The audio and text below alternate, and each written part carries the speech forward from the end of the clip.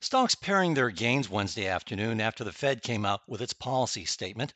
For more on the market reaction to that statement and a look at the old Wall Street adage, sell in May, we're joined by Sam Stovall, Chief Investment Strategist at CFRA Research. Welcome, Sam. Now, the Fed left rates unchanged as expected.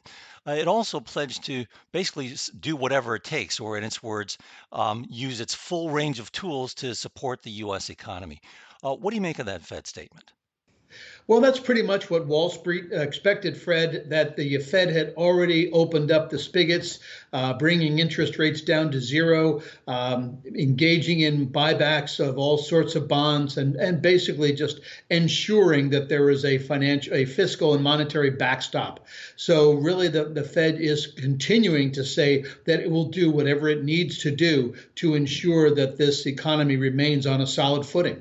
And the markets really didn't move that much. I guess the S&P backed off around 7 points or so.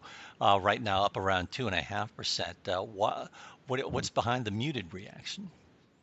Well, I think the muted reaction is because there's nothing new. I think that most people expected the Fed to continue to keep its foot on the gas and was going to wait for inflation or for the unemployment rate to go back to where it was prior to the pandemic before talking about bringing interest rates back up again. And what do you make of the past policy actions that the Fed has taken to support the economy? Is it doing its job? Yeah. Absolutely. Actually, I think that the reason that we have not really gone through much of a retest since the March 23rd low is because of the massive monetary and fiscal stimulus that has been injected into this economy. So I think because of the proactiveness of the Fed, that has gone a very long way in calming investor nerves. And Sam, since you mentioned the March 23rd low, let's take a look at that old investment adage of sell in May and go away, supposedly coming back in late fall to buy up stocks and skipping the summer months.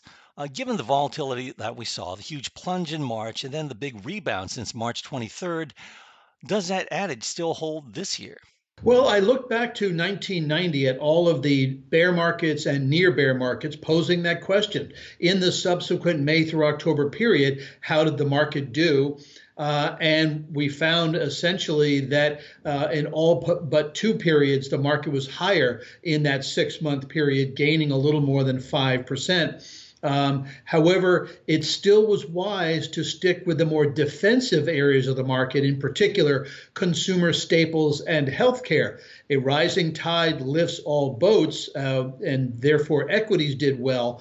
But should there be some sort of a retest, should there be a concern about a second wave taking place later this year, then you are in the more defensive areas that will hold up better. So you're saying what? Play it more safely this year as opposed to years past? Exactly. And history says, but does not guarantee, that in those prior experiences, the defensive sectors beat the market as a whole 2 out of every 3 times with an average price gain of more than 9% as compared with the greater than 5% in the 6 month period since 1990.